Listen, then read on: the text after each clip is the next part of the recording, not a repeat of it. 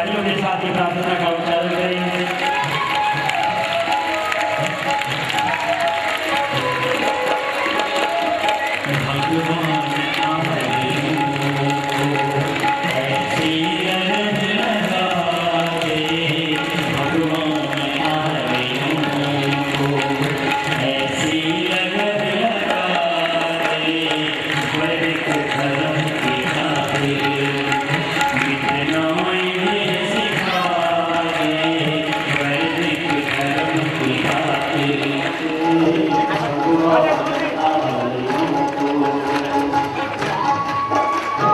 तालियों के साथ सभी गाएं।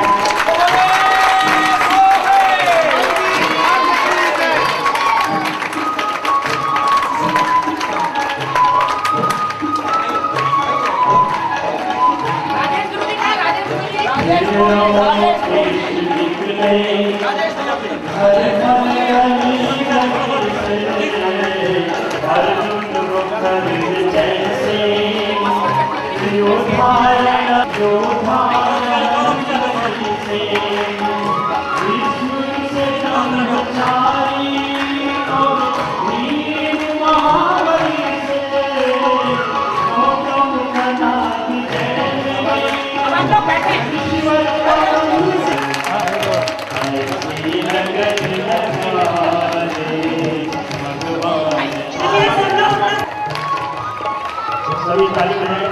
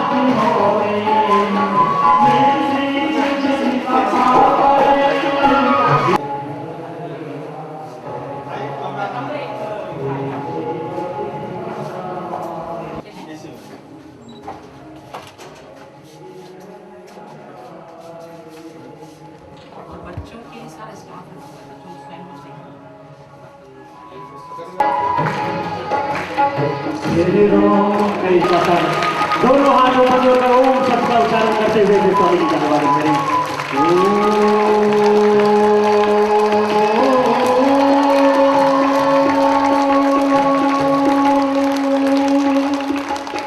बैठ जाइए, सभी अपने स्थान पर बैठ जाइए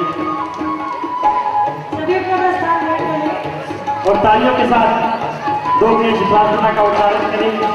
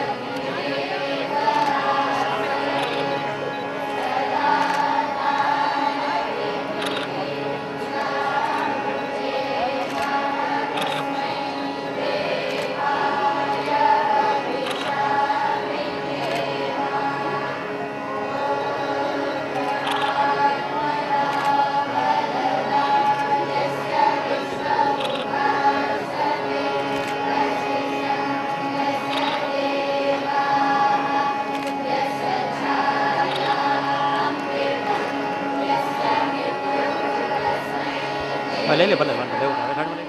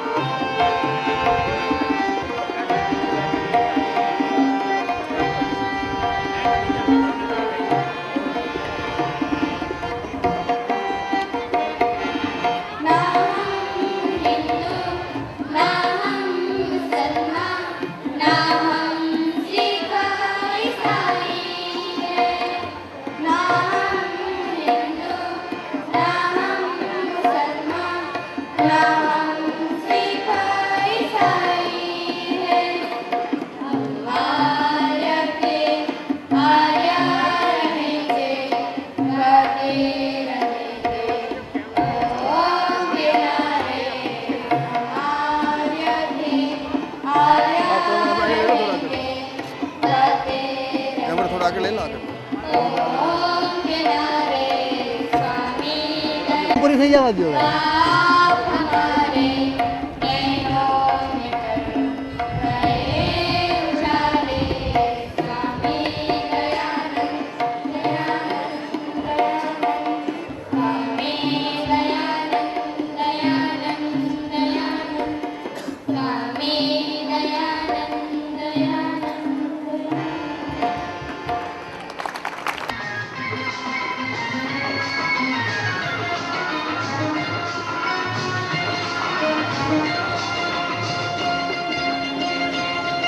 मेरा रंग दे बसंती चोला मेरा रंग दे बसंती चोला ओए रंग दे बसंती चोला माए रंग दे बसंती चोला मेरा रंग दे बसंती चोला मेरा रंग दे बसंती चोला ओए रंग दे बसंती चोला माए रंग दे बसंती चोला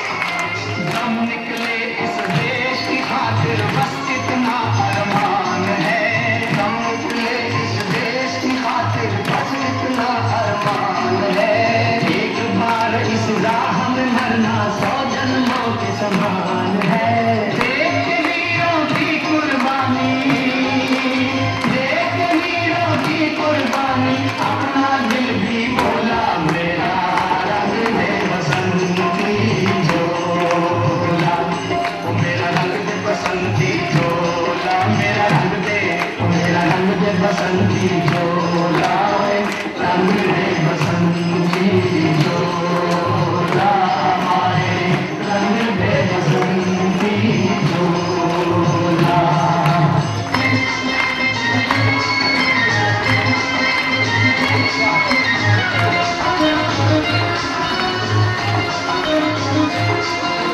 जिस चोले को पहन शिवाजी खेले अपनी जान पे जिस चोले को पहन शिवाजी खेले अपनी जान पे जिसे पहन झांसी की रानी मिट गई अपनी आन पे आज उसी को पहन के निकला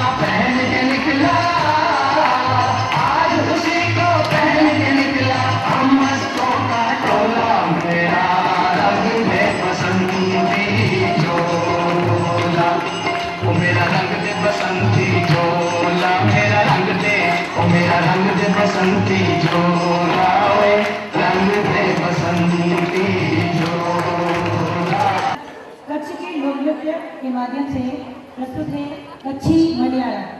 तो लीजिए प्रस्तुत है कच्छी मडियारा जया और उनके साथी।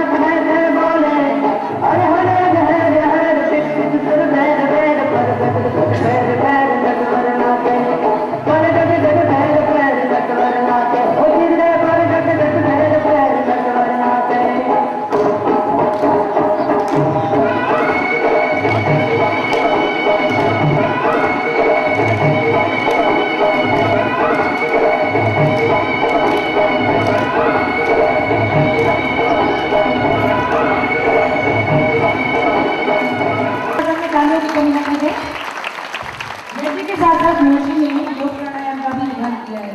योग प्राणायाम से जीवन में प्रसन्नता बनी रहती है व शरीर निरोगी बना रहता है। अब आपके समक्ष अंत में जीवन भर के छोटे बच्चे प्रस्तुत कर रहे हैं कुछ योगिक क्रियाएं जिसमें भाग ले रहे हैं महिबत व उनके साथी। वैसे बच्चे बहुत 3 घंटे का कार्यक्रम करते हैं, लेकिन समय की कमी के कारण आपके समक्ष 20 से 25 मिनट का कार्यक्रम प्रस्तुत कर रहे हैं ताकि आपको ज़्यादा समय जाते हैं। इस प्रांगण में पधारे इसके लिए मैं 2 पंक्तियां उनको निवेदित करता हूँ। प्रबल प्रेम के कारण पढ़कर प्रभु ने प्रभु को नियम बदलते देखा, भक्त का मान भले टल जाए पर भक्त का मान न टलते देखा। स्वामी जी ने हमारा निवेदन स्वीकार किया है। अब बच्चों का योग का कार्यक्रम।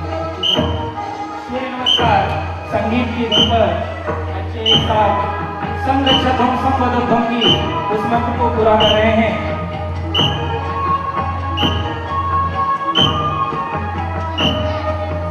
स्वामी जी के ये पौधे आगे जाके वटवृक्ष का रूप लेंगे। स्वामी जी के उन सिद्धांतों को पूरा करने के लिए अभी से इन्होंने कमर कसी है।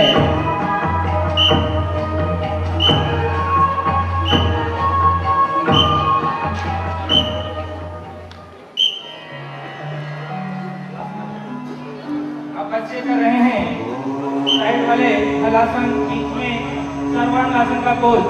जो लोग शीर्षासन नहीं कर सकते सर्वांगासन से शीर्षासन से होने वाले लाभों को प्राप्त करते हैं। दूसरे स्टेप में साइड वाले बच्चे गरुड़ासन का अभ्यास, बीच में धनुरासन, धनुष के समान आकृति स्पाइन के लिए, घुटने जोड़ों के दर्द को दूर करने के लिए। तीसरा पोज साइड वाले उत्तरासन, बीच वाले सुप्त वज्रासन का अभ्यास कर रहे हैं।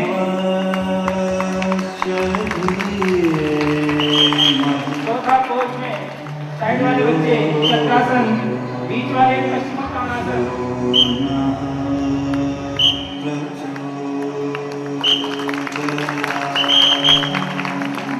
बच्चे आप कुछ आकृतियों का प्रदर्शन आपके सामने करेंगे। फूल की आकृति लेटते हुए भारत माता की होली में खिले हुए फूल, ऐसे फूल का निर्माण करते हैं। देखिए छोटा बालक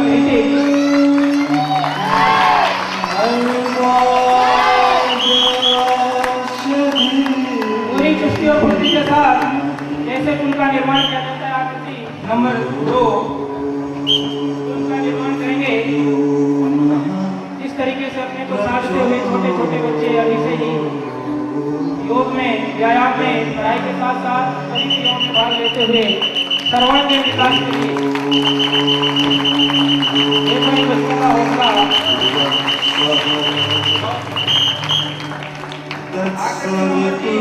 लाठी पर चक्रासन, इस तरीके से बालक ने अपने आप को साधा है। लोग जमीन पर चक्रासन करने में घबराते हैं। बालक छोटा ईश्वर लाठी के ऊपर चक्रासन करके दिखाएगा। सामने नटराज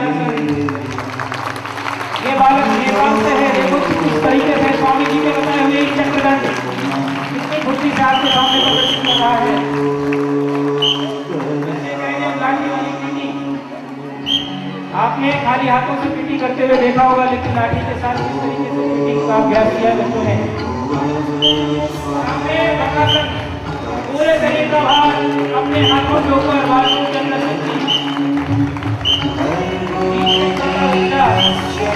इस तरीके से एक हाथ के ऊपर जंप लगा रहा है, इसे आप देख सकते हैं। बहुत सुंदर। सामने कक्षियासन, 5वीं आकृति। सामने भी 5 स्कंद, दोनों पैरों को कंधे पे रखे। 5वीं आकृति आप लोग देखेंगे, घूमने वाला कमल। इतनी फुर्ती से बिल्कुल व्यक्ति की तरह बच्चों ने अपने आप को तैयार किया कि एक इशारे पर तुरंत की स्थिति में आ जाना।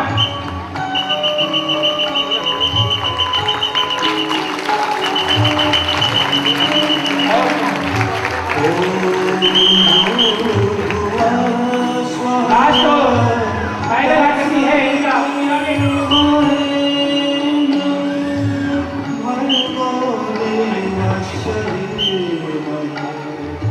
बच्चों के लिए मैं केवल इतना ही कहूंगा, बहादुर कब किसी का आसरा एहसान लेते हैं, बहादुर कब किसी का आसरा एहसान लेते हैं, उसी को कर गुजरते हैं जो मन में ठान लेते हैं। दिलावर हक का सब लोग लोहा मान लेते हैं, मगर कमजोर बुद्धि के पकड़ सब कान लेते हैं। जमाना और है ये बहरूपियापन छोड़ दो साहब, नकल व असलियत को लोग अब पहचान लेते हैं, नकल व असलियत को लोग अब पहचान लेते हैं।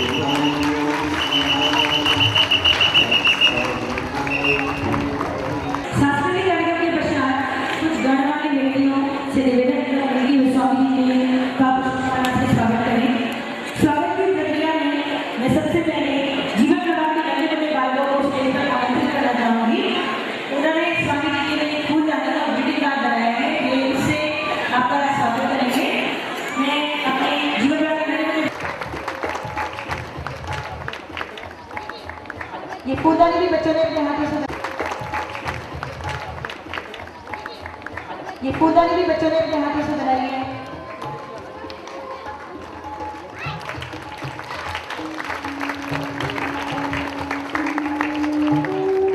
आवाज ऊंचो बेटा, आवाज ऊंचो, आवाज मोटो कर।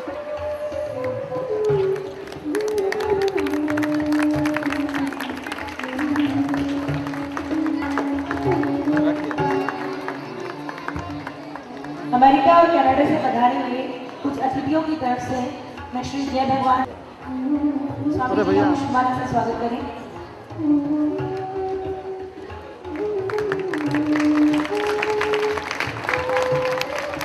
तालियों में कंजूसी ना कर रहे प्लीज, जोरदार तालियों से स्वागत कीजिए।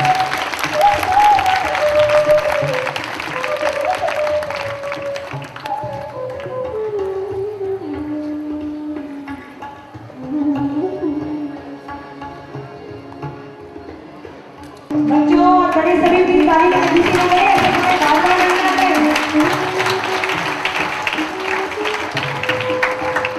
हमें केंद्रीय रेलवे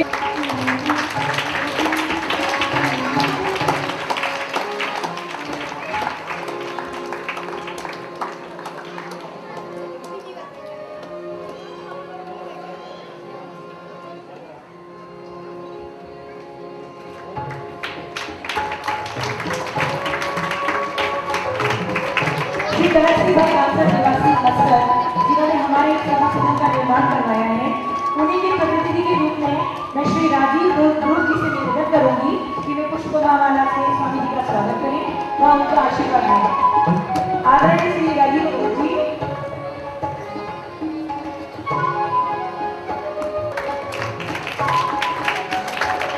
अब मैं हमारे समाज गांधी गांव के प्रधान शताभाई पटेल जी से निवेदन करूंगी कि वे स्वामी जी के स्वागत के लिए मंच पर आए और पुष्पमाला से उनका स्वागत करें।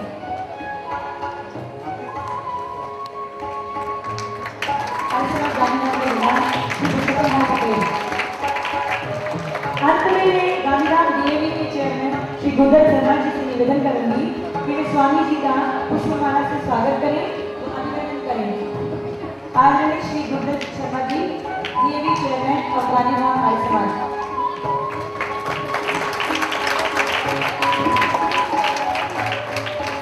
स्वागत प्रक्रिया को यही समाप्त करते हैं। अब मैं आर्य समाज गांधीधाम के महामंत्री श्री वाजोनिधि आर्य जी से निवेदन करूंगी कि वे स्वागत उद्बोधन के लिए मंच में आए।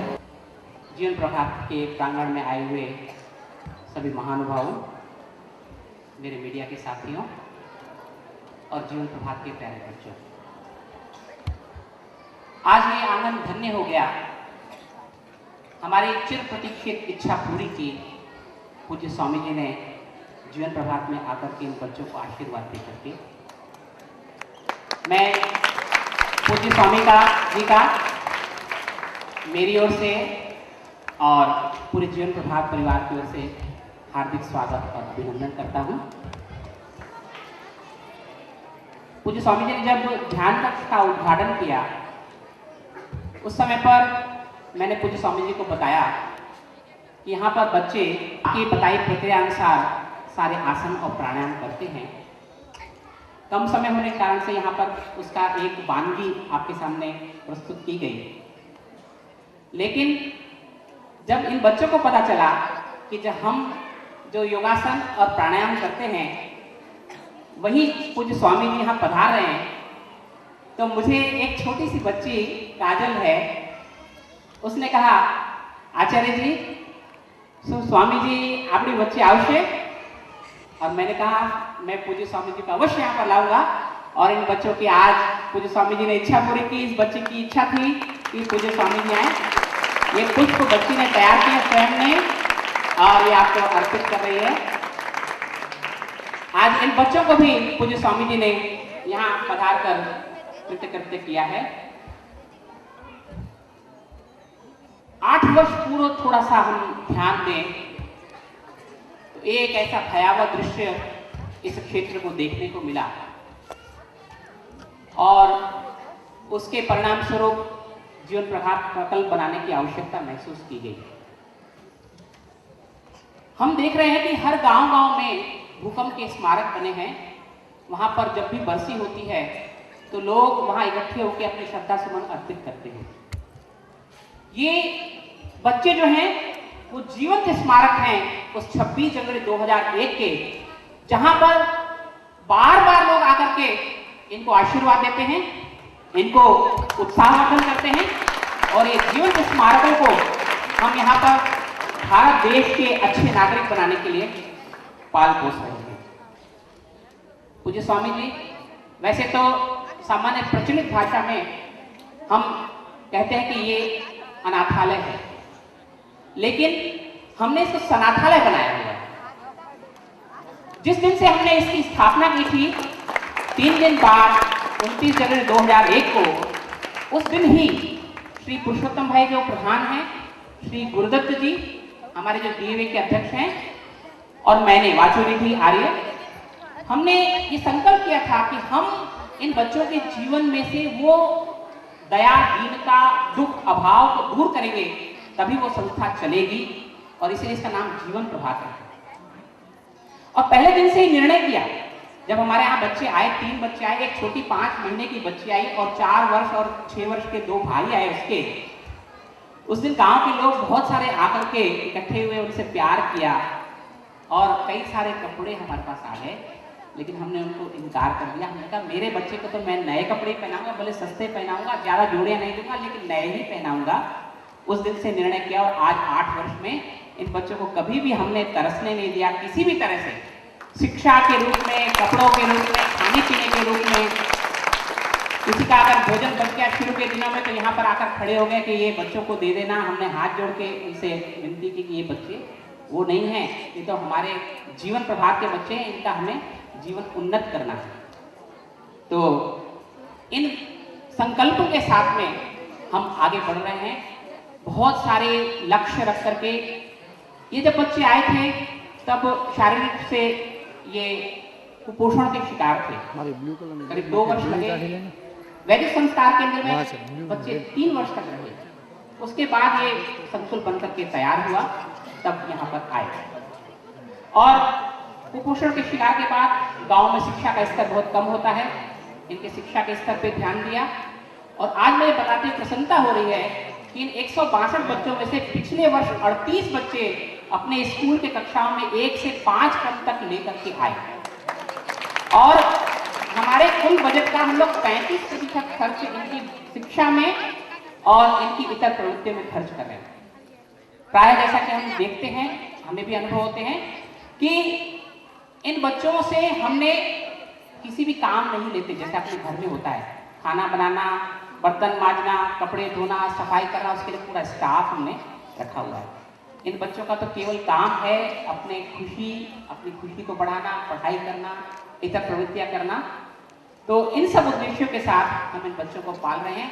साथ में इनकी पूरी दिनचर्या बनी हुई है। सुबह 5:30 बजे उठते हैं, प्रातरग्निम प्रातरिंदम के साथ ये पूरा आनंद गूंजता है। आसपास के लोगों को अलार्म लग जाती है कि सुबह के 5:30 बज गए। वेद मंत्रों से शुरुआत होती है, रात्रि में शिव संकल्प मंत्रों से इनकी दिनचर्या पूरी होती है। पूरी सेट दिनचर्या के साथ बच्चे कार्य करते हैं। पढ़ने के लिए बाहर स्कूलों में, अलग अलग स्कूलों में जाते हैं। आने के पश्चात यहाँ पर ऊपर इनके पढ़ने की पूरी व्यवस्था हमने की है। अतिरिक्त शिक्षक इनके यहाँ पर रख करके हम उनकी व्यवस्था कर रहे हैं। आपने देखा होगा इन बच्चों का स्वाभिमान किसी भी तरह से आहत हो, ऐसे हमने कोई भी बात जीवन प्रभात में आने नहीं दी। जीवन में पूरा परिवर्तन हम इन बच्चों के बीच लाए हैं। इसके साथ में हम बच्चों को राष्ट्रभक्त बना रहे हैं। पूज्य स्वामी जी से जब मैंने बताया कि भारत स्वाभिमान स्वामी जी का अभियान है, सारे बच्चे जो हैं कहा कि हम भारत के स्वाभिमान को फिर उजागर करने के लिए आदेश जो स्वामी जी ने उसके अनुसार काम करने को तैयार है। तो सारे के सारे बच्चे, क्योंकि इनके माता पिता अब आप लोग हैं, पूरा समाज पूरा राष्ट्र इनका माता पिता है, आप सभी लोग इनको संभालेंगे और इनमें राष्ट्रभक्ति की भावना कूट कूट करके भर रहे हैं, ताकि आगे बढ़कर आगे चल करके ये बच्चे एक राष्ट्र के अच्छे नागरिक बने। और इसके लिए हम कोई सरकारी सहायता नहीं लेते। हम जो है यहाँ पर बच्चों के आपके सहयोग पर ही निर्भर करते हैं। ये जो परिसर बना है उस परिसर में 1 लाख फुट कंस्ट्रक्शन है और श्री गिरीश खोसला जी जो मेरे सामने बैठे हुए हैं, अमेरिका से पधारे हैं, आर्य प्रतिनिधि सभा अमेरिका के वे CEO हैं। उन्होंने सबसे पहले यहाँ आकर के भूकंप के 15 दिनों के बाद यहाँ आए और उनसे शेखर अग्रवाल जी का परिचय हुआ। शेखर अग्रवाल जी ह्यूस्टन में रहते हैं, जिन्होंने सामने महिला सदन बना करके दिया।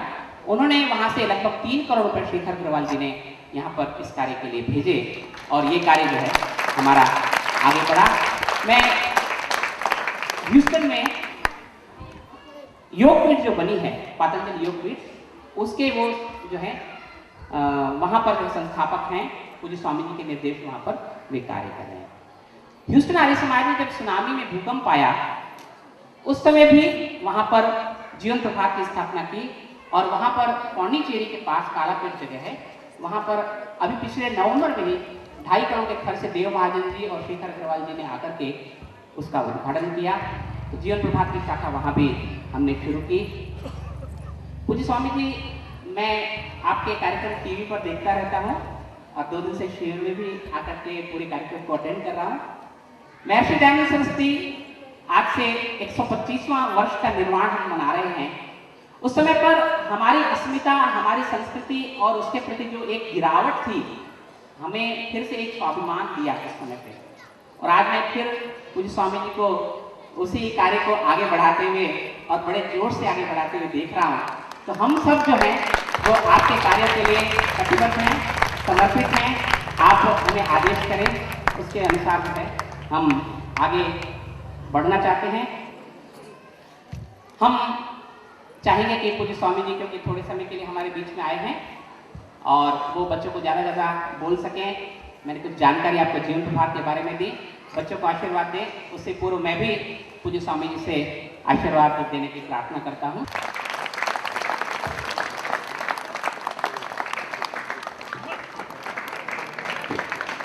अब मैं स्वामी जी से प्रार्थना करूंगी कि वे अपने आशीर्वाद से हम सभी को गांधी धाम की बैठ जाइए आप लोग, बैठ जाइए।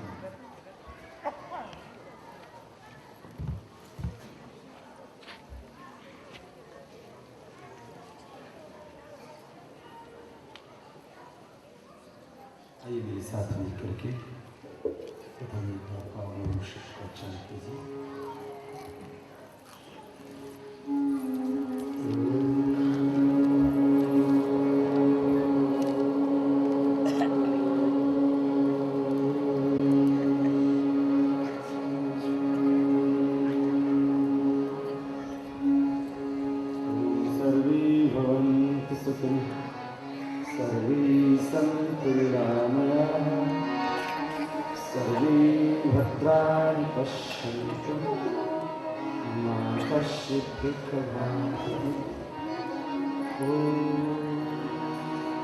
असतो मा सद्गुणः तमसो मा उच्यते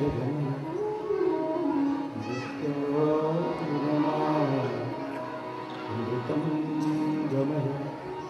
ॐ शान्ति शान्ति शान्तिः। मैं अक्सर जब कहीं अपने हृदय की भाव व्यक्त करता हूँ, प्रवाह करता हूँ। जीवन की हर प्रभात मेरा एक नया जन्म है, और जीवन का हर सवेरा, उसमें मुझे बहुत कुछ करने की एक प्रेरणा मिलती है।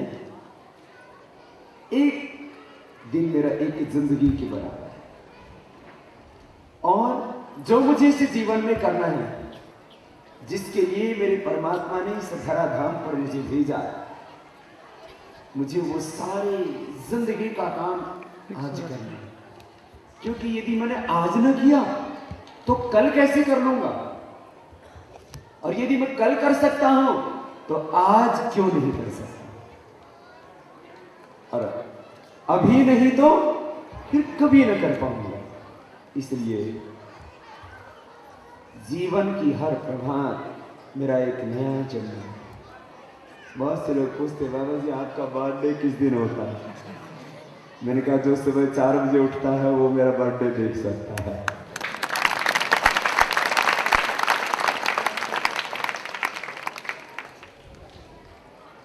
भाई वासुनिधि जी कह रहे थे कि यहां भूकंप के समय जिनका इस दुनिया में मानो जिसको घर परिवार और अपने कहते हैं, वो सारा साया जिनकी सिर की से उठ गया, उन बच्चों को यहाँ छाया दी गई, उनको यहाँ आश्रय दिया गया। और ये तो इतने अच्छे भवन बनाए हैं जीवन प्रभात में, मैं तो कहता हूँ शायद इस हिंदुस्तान में बहुत कम ऐसे बच्चे होंगे जिनको ऐसे भवनों में रहने को मिलता है।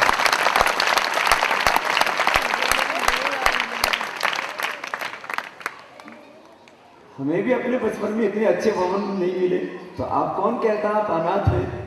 आप तो सनाथ है, क्योंकि दीनानाथ वो आपके साथ है, और इतना सुंदर परिवेश यहाँ पर मिला हुआ। इन बच्चों में जोश है, ऊर्जा है, जज्बा है, शौर्य है, साहस है, स्वाभिमान है, और आत्मसम्मान के साथ जिंदगी जी रहे हैं। अब इन बच्चों को देख करके कोई कह नहीं सकता ये कभी कुपोषण की शिकार थे। इन बच्चों के ऊपर जितना मैं तेज देख रहा हूँ, ठीक है, बेटियों ने थोड़ा वो कच्चे नृत्य करने के लिए थोड़ा सा जो है क्या बोलते हैं मेकअप किया है। आप देखो, ठीक है, इन 5, 8, 7 बेटियों ने मेकअप किया है। इन पीछे वाले बच्चों के ऊपर जो मैं तेज देखता हूँ, वो बड़े बड़े रईसों के बच्चों के ऊपर वो तेज नहीं होता।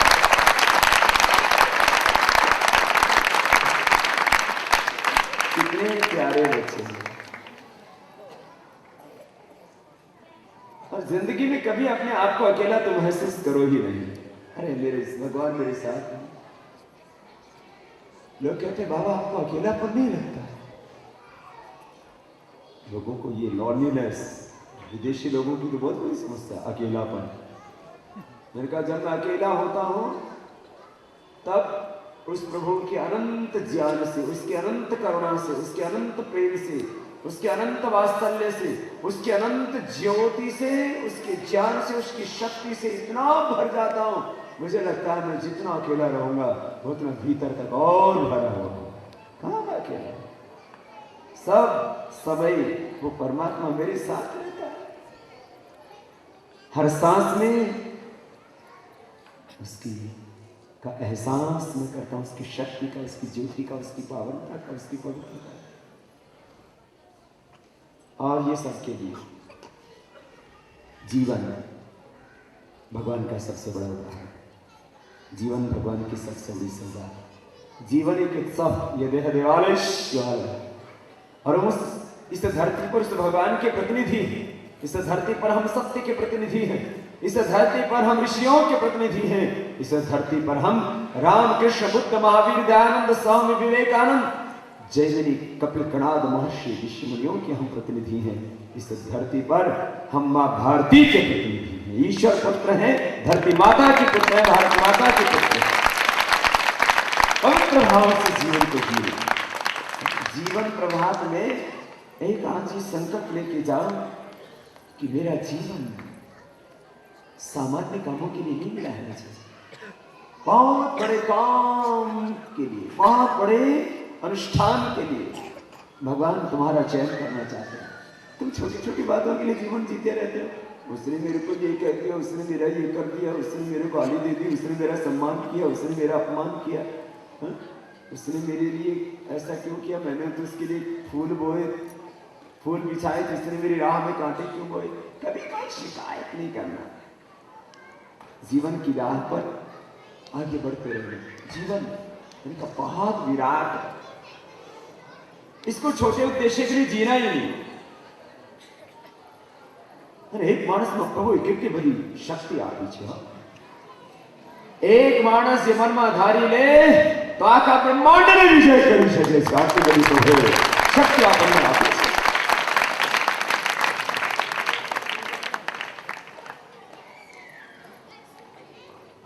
અને આપણે જીવીએ છીએ શાના માટે? મોટા થઈ ગયા, અમારે લગ્ન કરવાનું છે, હજી થોડા મોટા થાય, અમારે છોકરું જોઈએ, છોકરી જોઈએ, બાબાજી મારા દીકરા નથી થતા, દવા આપી દો। લગ્નના 5 વર્ષ થઈ ગયા। ठीक है, बच्चे भी पैदा करना, क्योंकि मेरे माँ बाप मुझे नहीं पैदा कर देते, मैं कहाँ से आता। लेकिन मात्र बच्चे पैदा करना ही जिंदगी का मकसद नहीं, मात्र खाना पीना सोना जिंदगी का मकसद नहीं। शायद वो मकसद होता तो पशु ज्यादा हमसे अच्छे, क्योंकि उनको कभी इंडाइजेशन नहीं होता, कभी कॉन्स्टिपेशन नहीं होता, बिना चाय पानी पिए, बिना तंबाकू गुटखा खाए 5 किलो का गोबर कर दिए भैंस मॉर्निंग, हमसे ज्यादा अच्छे से खा लेते हैं वो। और कभी किसी पशु को नींद की गोली नहीं खानी पड़ती, सुबह जल्दी उठ जाते हैं, एक उल्लू और दूसरा आदमी, यही सूर्योदय होने के बाद भी सोते रहते हैं। कोई चींटी देखी आपने सोती? चींटी भी 5 बजे के बाद नहीं सोती है। चींटी से लेकर के हाथी तक हर पशु पंछी सुबह 5 बजे उठ जाते हैं, 4 बजे भोर में उठ जाते हैं, चहचहाने लगते हैं, नाचने लगते हैं, गाने लगते हैं। और हम सुबह 7 बजे 8 बजे, कुछ तो पूरे सूर्यवंशी है 9 बजे उठते हैं।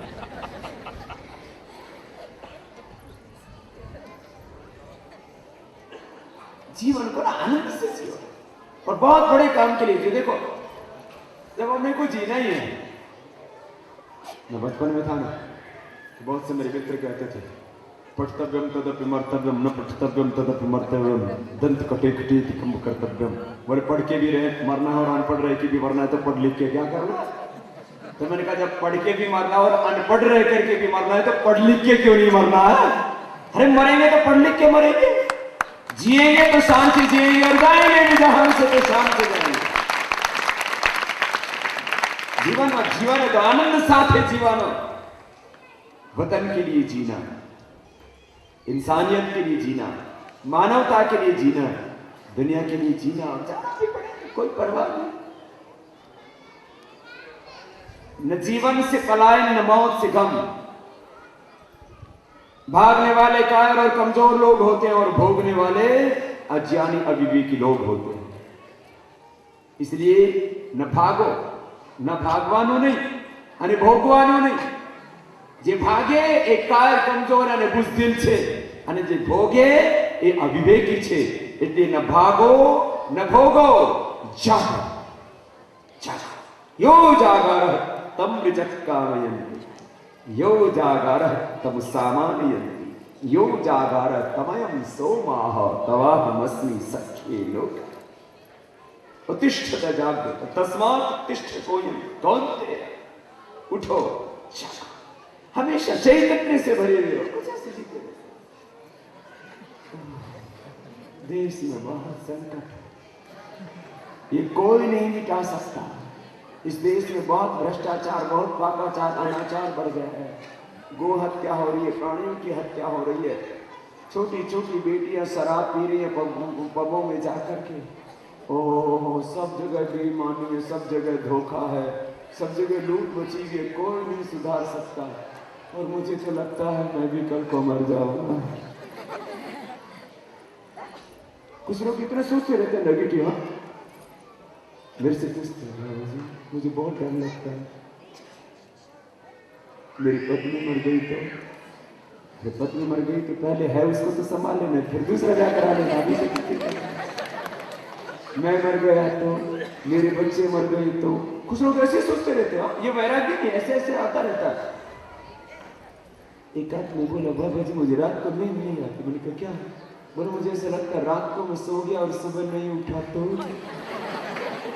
रात्रि मरी जाइस तो।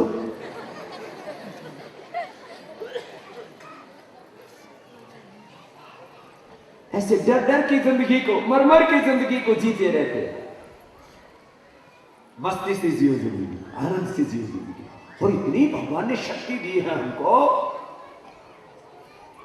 वो बच्चा था ना, तब सोचा करता था ये भगवान राम, भगवान कृष्ण, भगवान बुद्ध, भगवान महावीर, महर्षि दयानंद, स्वामी विवेकानंद, महाराणा प्रताप, छत्रपति शिवाजी, भगत सिंह, ये सब इन लोगों में क्या ऐसी बात है जो मेरे अंदर नहीं है?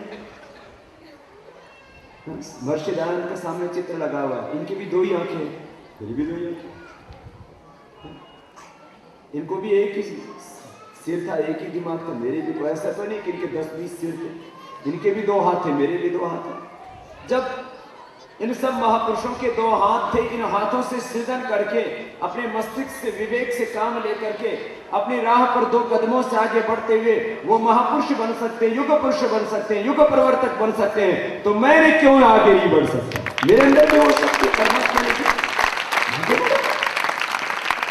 तुम भी महापुरुष बनोगे, तुम भी युग के सृष्टा बनोगे, तुम भी करोड़ों लोगों के आदर्श बनोगे। छोटा सोचो, ये बात नहीं, छोटा क्यों सोचा? विचार अच्छे, विचार हमेशा पवित्र रहने चाहिए, एक पल के लिए भी गलत विचार नहीं। जीवन के 2 मूल स्रोत, एक आहार અને બીજો વિચાર। आज બંને વિકૃત થઈ ગયા છે। આહાર દૂષિત થઈ ગયું છે, વિચારો પણ વિષેલા થઈ ગયા છે। વિચારોમાં ઘણા આવી ગઈ છે, નિરાશા આવી ગઈ છે, આત્મગ્લાનિ આવી ગઈ છે, આત્મવિમુખતા આવી ગઈ છે। વિચારોમાં બેઈમાની આવી ગઈ છે, વિકારો આવી ગયા છે, કામ ક્રોધ લોભ મોહ અહંકાર આવી ગયું છે। વિચાર દૂષિત થઈ ગયા છે, આહાર દૂષિત થઈ ગયું છે। અને આહાર એનાથી આપણો ભૌતિક અસ્તિત્વ નિર્મિત થાય અને વિચારથી ભાવનાત્મક અસ્તિત્વ નિર્મિત થાય। આ બંને વિકૃત થઈ ગયા। अब जागो, विचारों की गुलामी से मुक्ति पाओ, हमेशा ऊंचा सोचो, बड़ाई से। मैं बच्चों से बहुत बार बार बोला करता हूं, बड़ी सोच, कड़ी मेहनत और पक्का इरादा। बड़ी कड़ी, बड़े वाली भी बोल लो, थारे भी काम आएंगे। बड़ी कड़ी और पक्का, ये 3 चीजें हो तो जीवन में कुछ भी असंभव नहीं है। अरे बूढ़े हो गए कोई बात नहीं, बाल ही तो सफेद हुए है ना।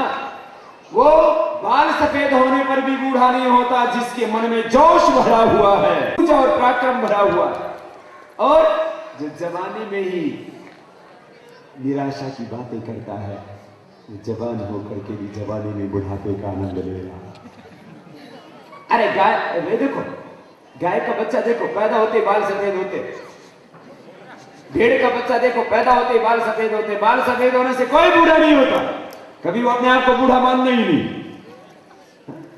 और सच में मेरे पास जो बैठता हूं कभी अपने आप को बूढ़ा मानता है। हमारे जगपालाल जी पाल जी को देखो, हाँ 75 साल के हैं, कूदते रहते, जोगिंग करते। हमारे बंसीधर जी बैठे है, जोश भरा हुआ। यहाँ एक दूसरे हमारे हैं, एक पैरालिसिस हो गया था, उठ एक अंगुली भी यूं नहीं ला सकता था। क्या नाम हमारे भाई? चुन्नीलाल आर्य जी। हाँ देखो सामने खड़े रखे। एक कितने साल तक रहे बिस्तर पे? 2 साल तक। पहले दिन तो अंगुली भी नहीं हिलती थी।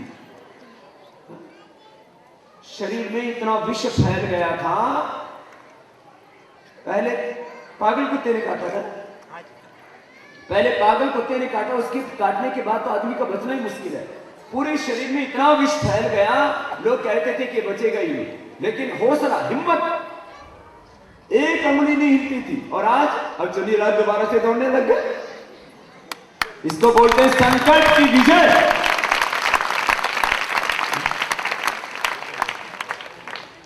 संकल्प आदमी का प्रबल रहना चाहिए। कायर कमजोर होकर के जीते रहते। मेरे से बोलो बाबा तूने नया बछड़ा क्या शुरू कर दिया भारत स्वाभिमान का? मैंने कहा हर आदमी को स्वाभिमान और आत्मसम्मान के साथ जीना चाहिए। ये बेबसी और लाचारी के साथ जीना, ये क्या जीना है? इसलिए मैं गीत गवाता हूँ, चलो तुम्हारे को भी जगाता हूँ। ऐ वीर धरा की जाग जरा, चित्कार कहां से आती है, इस देश की आन पे मिटने को भारत मां तुझे बुलाती। तैयार हो जाए, तालियां के साथ गाएं।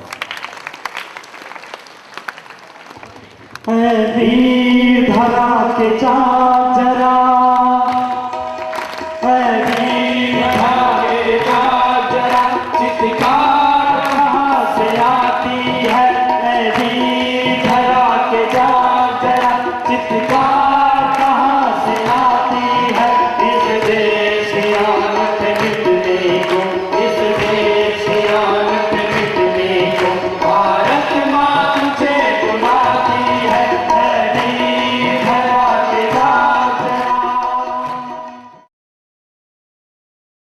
बच्चा है भगत सिंह, बच्चा बच्चा है भगत सिंह, बहने झांसी की रानी है, बहने झांसी की रानी है, तेरे याद देशी रोते रहे, तेरे याद देशी रोते रहे, यह एक धरती छाती है, ऐ वीर धरा के जाग जरा।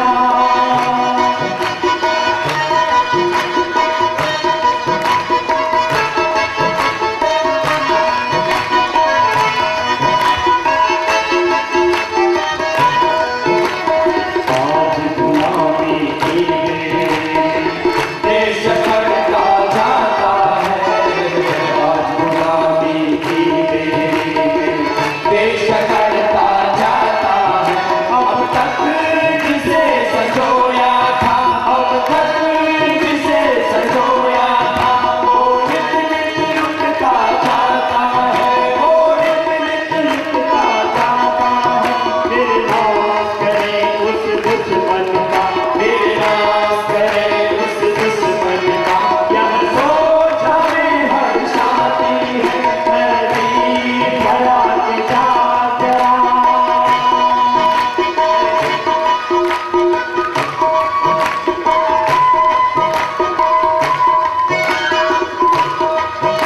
अब एक संकल्प लेकर के चलेंगे और गाएंगे दोनों हाथ उठा करके, इस देश से भ्रष्टाचार मिटाएंगे, अन्याय अपराध शोषण को मिटाएंगे और आर्यावर्त का भारतवर्ष का खोया हुआ गौरव हमें पुनः प्रतिष्ठापित करेंगे। हाथ उठा करके गाते, इस देश की नाम वाली होगी, चाहे होगी बेकारी, इस देश की नाम वाली होगी, चाहे होगी बेकारी, देश का पैसा रहे देश में, देश का पैसा रहे देश में, लूटेगा अत्याचारी हो, लूटेगा अत्याचारी, अब भारत का स्वाभिमान जगा, अब भारत का स्वाभिमान जगा, आवाज गगन से आती है, ऐ वीर धरा के जाग जरा,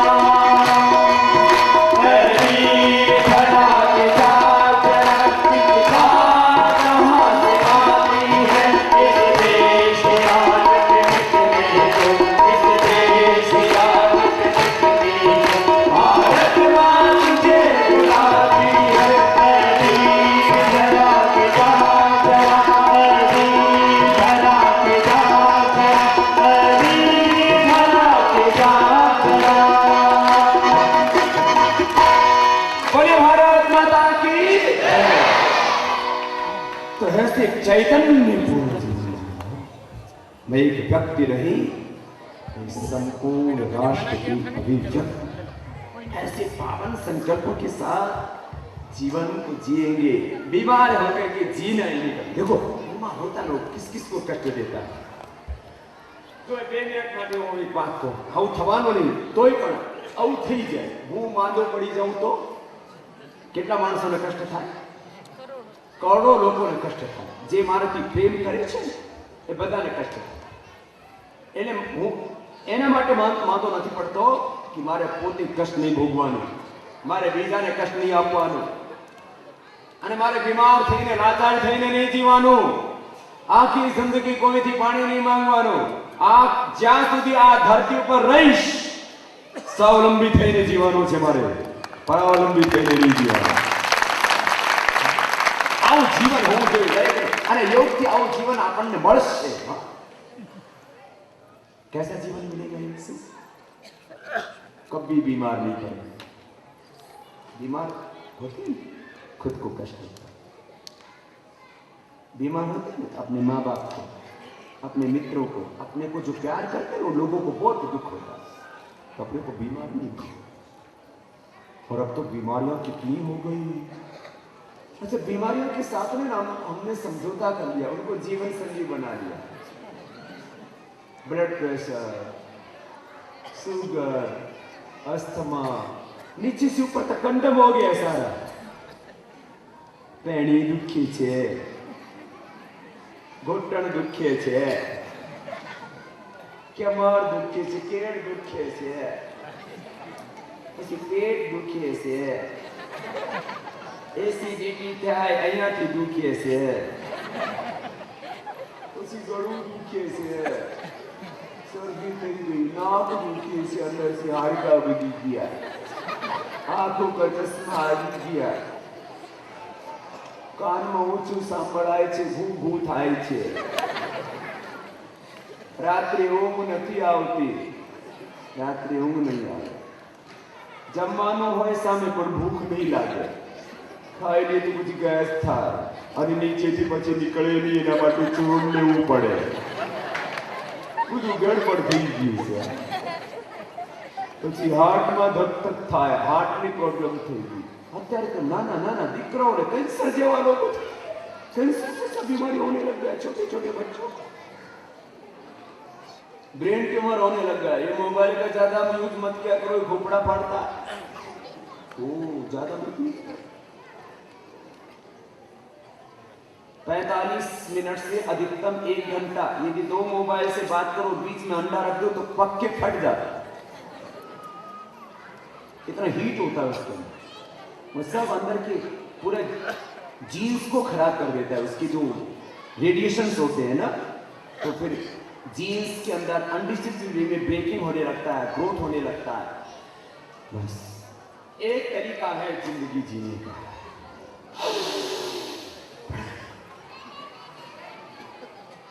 और बाबा जी आप सब बातों में कहते हो प्राणायाम करो, सब ठीक हो जाएगा. रास्ता अच्छे. एक ही चीज बची है थोड़ी बहुत, अभी भी ठीक था. धरती को तो इतना बंजर बना दिया. मैं आज सुबह बता रहा था, पूरे हिंदुस्तान में जितना फर्टिलाइजर यूज होता है, डीएपी आदि यूज होता है, 1 किलो से कम नहीं, 1 किलो से ज्यादा यूरिया हर महीने हमारे शरीर में जाता है, इनडायरेक्ट वे में, परोक्ष रूप से. और बाकी पेस्टिसाइड सब कुछ जहरीला हो गया. इस वातावरण में भी बहुत नेगेटिव तरंगे आती है चारों ओर से. आदमी आप कभी भी ऐसे बैठ के देखो, कुछ चारों तरफ अब तो आकाश मार्ग से ना ये सैटेलाइट से सब ध्वनियां फेंक दी जा रही है. उसमें कोई अच्छा भजन तो कोई एक आधा ही आता है, बाकी सब शरीर की प्रशंसा के गीत गा रहे हैं. मेरे से बोल बाबा जी आपको भी तो दिल है ना, आपका दिल नहीं आता कभी किसी सुंदर रूप पे? कोई सुंदर सा रूप देखो, कोई सुंदर सी स्त्री देखो तो आपको कैसा दिखता है? मैंने कहा मेरी आंखों में क्या करूं, वो जो अल्ट्रासाउंड, एक्सरे और सीटी स्कैन, एमआरआई मशीन होती है ना, वो ऊपर का फोटो नहीं लेती, वो अंदर का लेती है. अल्ट्रासाउंड वाली जो मशीन है ना, वो पेट पर लगाओ तो ऊपर का फोटो नहीं लेती, वो अंदर का फोटो लेती है. तो जब मैं किसी माँ बहन बेटी को देखता हूँ ना, तो ऊपर वाला दिखता ही नहीं, अंदर हाड़ मांस वेद मल मूत्र ये दिखता है. सबका शरीर में यही बना पड़ा अंदर. तो अंदर से देखो, परोक्ष क्रिया वही देवा प्रत्यक्ष द्विषा. देवता लोग जो देव पुरुष होते हैं वो अंदर का देखते हैं. अंदर ये दिखता है. फिर बोले लगता क्या उनका बराबर की उम्र है तो बहन लगती है, छोटी है तो बेटी लगती है, और बड़ी है तो माँ जी लगती है। ये बस ये दृष्टि नहीं गई तो सारा हो। सब बोलेंगे मेरे साथ। मातृवत् परधारेषु परद्रव्येषु नोष्ठवत् आत्मवत् सर्वभूतेषु यः पश्यति स पश्यति। ये जीवन का दर्शन है। हमने 6वीं या 7वीं क्लास में पढ़ा था। दूसरे के धन को ढेले के समान जानो, ठोकर मार के आगे बढ़ जाओ। जो तुम्हारा नहीं है उस पर तुम्हारा कोई अधिकार नहीं है। और दूसरे की माँ बहन बेटियों को माँ बहन बेटी की तरह देखो, और अपना ही रूप सब में देखो। एको अहम श्यामः, मेरा ही रूप सब में है। हमारे शरीर का देखो, मैं आपको साइंटिफिकली बता रहा हूँ, ये खाली भावनात्मक प्रवचन नहीं है, ये खाली इमोशनल ब्लैकमेलिंग नहीं है। मेरा ही रूप सब में है। मेडिकल साइंस भी इस बात को कहती है कि हर आदमी का शरीर, मन, मस्तिष्क, बुद्धि, विचार, ब्लड, हड्डी, मांस, सब कुछ 99.99% हम एक हैं। 99.99% we are equal, we are one. हम सब एक हैं। फिर ये 0.1% भेद को क्यों देखते हो? कौन गोरा है, कौन काला है, कौन स्त्री है, कौन पुरुष है? अरे सबके भीतर एक ही है। ये तो 0.1% के ऊपर ही सारी दुनिया, एक 0.1% परमात्मा ने भेद किया, उसी को देखने में लगी ये सारी दुनिया। अरे 99.99% को तो देखो। और वो परमात्मा ने 0.1% भेद इसलिए नहीं किया था कि तुम एक दूसरे से दूर हो जाओगे। वो इसलिए किया था कि 0.1% भेद करने से भी क्या है, हमारा अलग अलग शकल सूरत हो जाता है। नहीं तो एक, अब मारुति की गाड़ी बनाए तो सारी एक ही जैसी लगती है, नंबर प्लेट से ही पहचान होती है। एम्बेसडर से गाड़ी बनाओ, टोयोटा की गाड़ी बनाओ, कोई एक कंपनी जो एक जैसा प्रोडक्ट बनाती है ना, एक ही जैसा निकलता है। हम परमात्मा का देखो, इस दुनिया में 650 करोड़ से ज्यादा आदमी है, 2 की शकल नहीं मिलती, और सबकी जीन्स का डिजाइन अलग होती है, जेनेटिक। बस वो एक 0.1% भेद रखती है, बाकी सब इक्वल। सब में ब्रेन, टैलेंट सब एक जैसा दिया है। अलग बात है कि वो किसी का साइलेंट पड़ा रहता है, कोई इसका यूटिलाइज कर लेता है। हम सब में टैलेंट कैसा है? एक जैसा। कोई इसका प्रयोग कर लेता है तो किसी का कैसा रहता है? साइलेंट। टैलेंट सब में एक जैसा, किसी का साइलेंट। तब उस टैलेंट का पूरा आपको खूब आशीर्वाद, शुभकामनाएं। भगवान से आप सबके लिए मौन प्रार्थना कि हम सब हमेशा पवित्रता में बने रहें, ऊर्जा में बने रहें, आत्मविश्वास में जिए। मैं बोलता हूँ, एक शब्द प्रयोग करता हूँ, पवित्रता का, पुण्य भावों का अखंड प्रवाह, पवित्र विचारों का अखंड प्रवाह। देखो विश्व में आपके खाने में वो एक घड़ा भरा हुआ है, घड़ा नहीं, 1 टन दूध है। दूध तो अमृत है ना, जीवन मिलता है। 1 टन दूध के अंदर 1 बूंद साइलेंट की डाल दो, बताओ उसको पीने वाला कोई मरेगा कि बचेगा? सारे के सारे मर जाएंगे, पीते ही मर जाएंगे, स्वाद में नहीं बता पाएंगे। 1 टन दूध, 1 बूंद साइलेंट, सबको दूषित कर देता है। ऐसे हमारे विचार, एक दूषित विचार, एक गंदा विचार हमारे शरीर, हमारे मन, हमारी चित्त, हमारी चेतना, हमारे जीवन, हमारे चरित्र को गंदा कर देता है। इसलिए बार बार क्या कहते हैं? तन में मनः शिव संकल्प। सब बोलेंगे, तन में मनः शिव संकल्प। रोज पढ़ते, हम बचपन से पढ़ता हूँ। मैं भी जब छोटा सा था ना, घर में ही याद कर लिया था मैंने। ओम यज्जागतो दूरमुदयित दैवं तत्सुप्तस्य तथैवैति दूरंगमं ज्योतिषां ज्योतिरेकं। तो बचपन से ही मैं पढ़ता और ऐसे ही जीता। अब ऐसे ही जीना, हर समय मन में पवित्र से छोटा सोच नहीं, गंदा सोच नहीं। क्यों सोचे गंदा? क्या मिलेगा बताओ गंदा सोचने से? विचार सबसे बड़ी संपत्ति, विचार व्यक्ति की सबसे बड़ी पूंजी, विचार व्यक्ति का सबसे बड़ा बल। विचार ही आदमी को बहुत ऊंचाई तक लेके, और विचार गंदे हो जाए तो आदमी को गिरा देते हैं। सब विचारों का खेल है, इसलिए अच्छे विचारों में थी हमेशा। आज यहाँ जीवन प्रभात में स्वर्गीय मेघ जी ने ऋषि स्मृति सभा, सदन और ध्यान मंदिर यहाँ पर बनाया गया। ये एक निमित्त था यहाँ आने के लिए कि इसमें यह गृह प्रवेश से इसका लोकार्पण का उद्घाटन का एक इन्होंने आश्रय लेकर के यहाँ आमंत्रित किया। सच में इन बच्चों से मिलके यहाँ के बहुत भावपूर्ण सेवा प्रवृत्तियों को देख करके, जिनमें जीवंतता है, जिसमें जीवन है, जिसमें चैतन्य है, जिसमें एक बहुत पवित्र भाव है, पवित्र संकल्प है, शिव संकल्प है।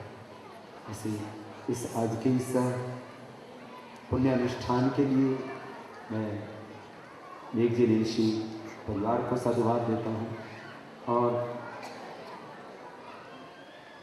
भाई वाचनिधि जी जो अपने पूरे जीवन को इस यज्ञ में समर्पित किए हुए हैं। हमारे प्रधान जी भाई पुरुषोत्तम जी, और खाली यहाँ पदाधिकारियों की बात, यहाँ का हर एक कार्यकर्ता, उसमें एक चैतन्यता है, उसमें एक भाव है कि मुझे भगवान ने इस अनुष्ठान में लगाया हुआ है सौभाग्य, इस भाव से जो काम कर रहे हैं इन सबको। और खास करके भाई शेखर जी जो यहाँ नहीं है, उन्होंने जैसे ही गांधी धाम का प्रोग्राम फिक्स हुआ तो मेरे से वहीं अमेरिका में ही चर्चा चल रही थी गांधी धाम जीवन प्रभात की। फिर जब प्रोग्राम फिक्स हो गया तो सबसे पहले किसान जी आप जीवन प्रभात जरूर जाएंगे। भाई शेखर जी जो है प्रत्यक्ष रूप से नहीं, उनको परोक्ष आशीष श्रीजय भगवान जी जो विशेष रूप से आज आए और उन्होंने 2.5 लाख रुपए से ज़्यादा का योगदान पतंजलि पीठ के यज्ञ में किया, उनको भी पूरी परिवार की ओर से बहुत बहुत शुभकामनाएं। मेरे श्रद्धेय गुरुदेव आचार्य बलदेव जी ने भी कहा, चौधरी मित्र सेन जी ने कहा यहाँ आए तो वाचौधरी जी की आप इसी काम के लिए विशेष रूप से कि मुझे जो है, और इस बहाने ये यहाँ पर भी आगमन हुआ। मैं पूरे अनुकूल परिवार, भाई हीरा लाल जी को, भाई अशोक भाई को, भाई चंपालाल जी पारेख जी, जिनके पावन संकल्प से, भाई सुरेंद्र शर्मा जी, महेंद्र शर्मा जी, उनके पावन संकल्पों से, नहीं तो गांधी धाम में कार्यक्रम छोटी जगह है और इतना बड़ा आयोजन करना वो बहुत हिम्मत का काम था। और ऐसे हजारों हजार योगी आत्माओं के पावन संकल्प को पूर्ण किया। एक बार पूरे अनुकूल परिवार के लिए भी बहुत बहुत बधाई है आज के इस अनुष्ठान में, और जो हमेशा इस यज्ञ से जुड़े हुए हैं जीवन प्रभात की इस अनुष्ठान में। मैं समझता हूँ कि ये भगवान के जीवंत रूप है। ये बच्चे जो कहते हैं ना अनाथ है, तो अनाथ नहीं, ये दीनानाथ भगवान के साथ है। तो कैसे करेंगे इन बच्चों को? हम भगवान की प्रतिमाओं पर हम प्रसाद चढ़ाते हैं, उनको भोग लगाते हैं, वो अपने अपने आस्थाओं का प्रश्न हो सकता है, लेकिन इन बच्चों को आकर के इनकी खुशियाँ बढ़ाना और इन बच्चों को आकर के इनके साथ बैठना को एक अलग तरह का अनुभव होता है। सच में ये भगवान की सच्ची सेवा है, जीवन भगवान की सेवा है। क्योंकि बाहर की प्रतिमाओं को इंसान घड़ता है, लेकिन इन प्रतिमाओं को भगवान ने घर के धरती पर भेजा है। इसलिए ये भगवान के जीवंत रूप है, चैतन्य रूप। हम ऐसे चैतन्य रूपों को की उपासना करें। ये तो हर जीव भगवान का चैतन्य स्वरूप है, ये सारा ब्रह्मांड भगवान का मूर्त रूप। हम ऐसे भव्य जीवन को जिए।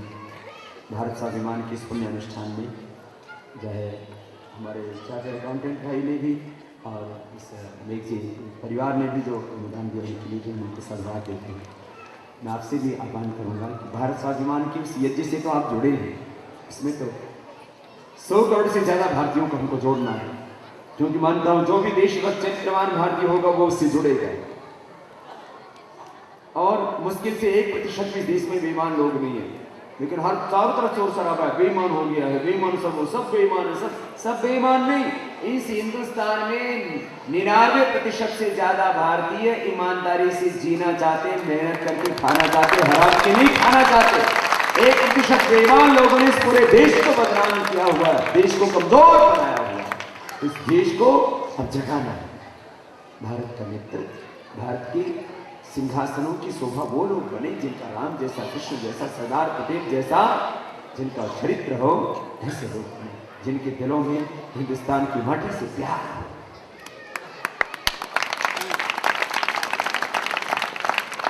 एक बात लास्ट कहता हुआ अपनी बात को विराम देता हूं।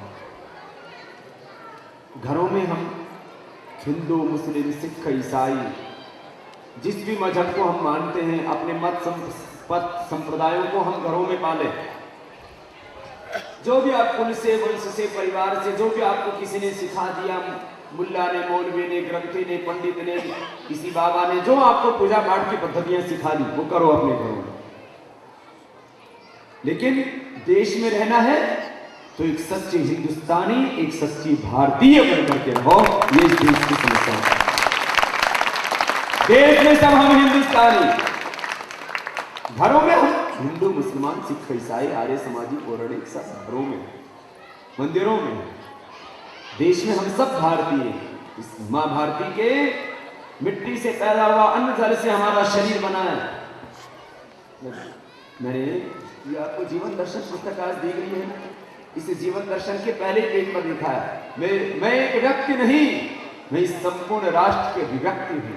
मेरे तन में मेरा वतन बसता है। मैं भगवान का, मां भारती का प्रतिनिधि, मेरे तन में मेरा वतन बसता। यह केवल एक भावनात्मक काल्पनिक बात नहीं है।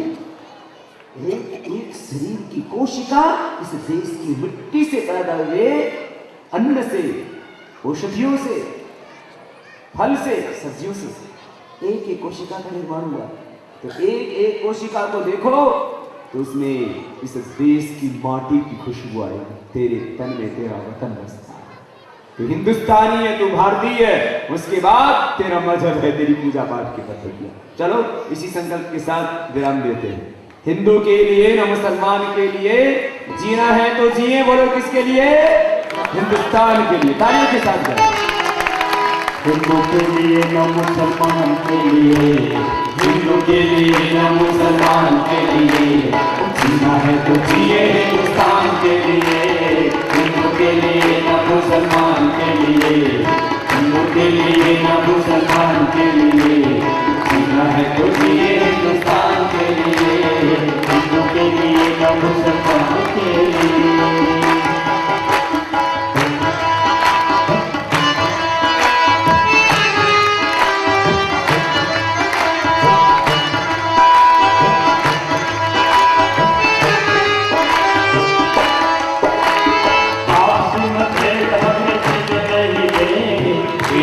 रहा तो हम कैसे रहेंगे?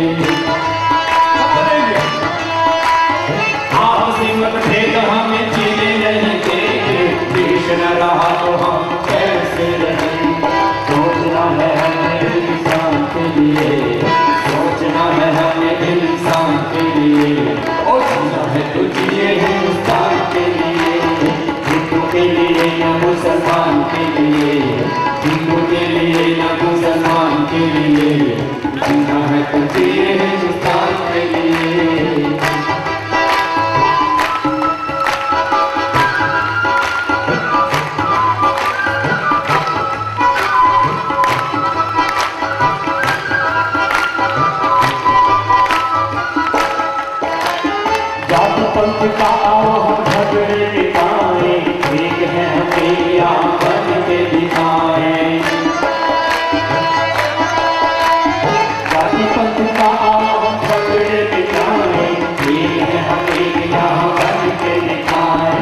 एक है लहू का रंग के लिए, एक है लहू का रंग के लिए, वो जीना है तो जिए हिंदुस्तान के लिए, हिंदू के लिए लहू सलमान के लिए, हिंदू के लिए लहू सलमान के लिए, जीना है तो जिए हिंदुस्तान के लिए।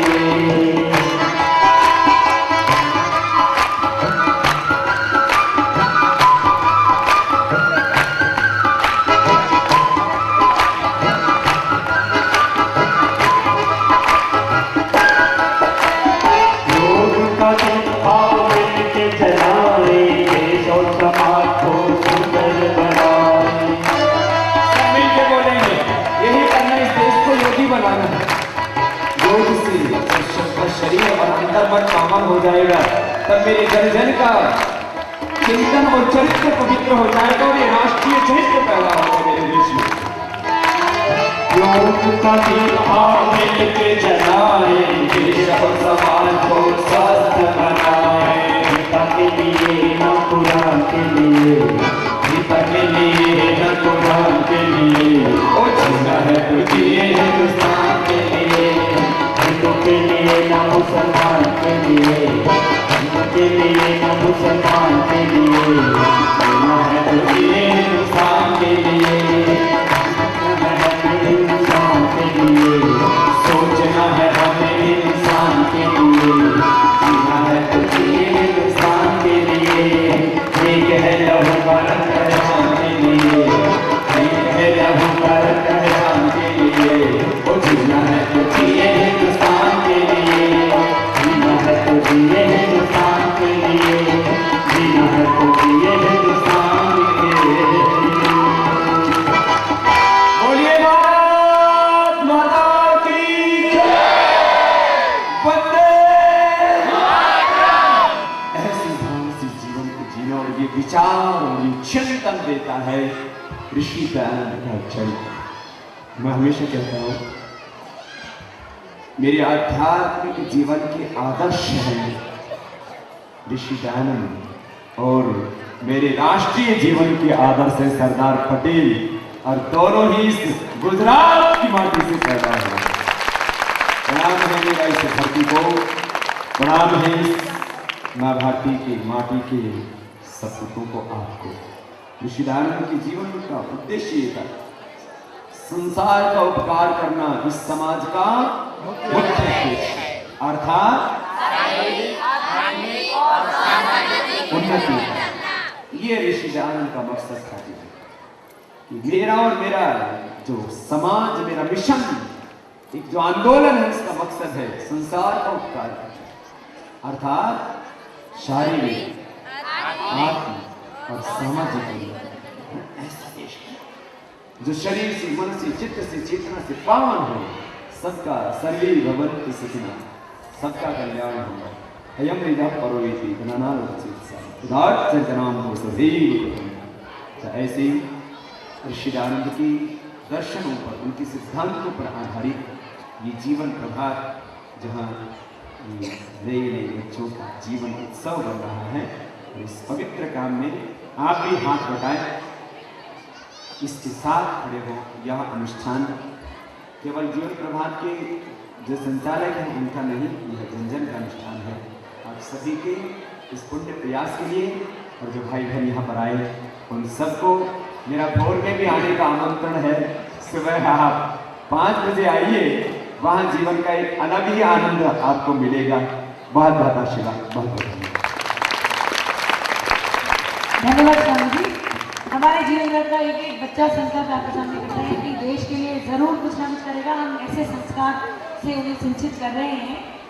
मैं आदरणीय स्वामी जी, शहर के गणमान्य व्यक्तियों व हमारे मीडिया से का हृदय से धन्यवाद करती हूँ कि उन्होंने अपना अमूल्य समय दिया व कार्यक्रम की शोभा बढ़ाई।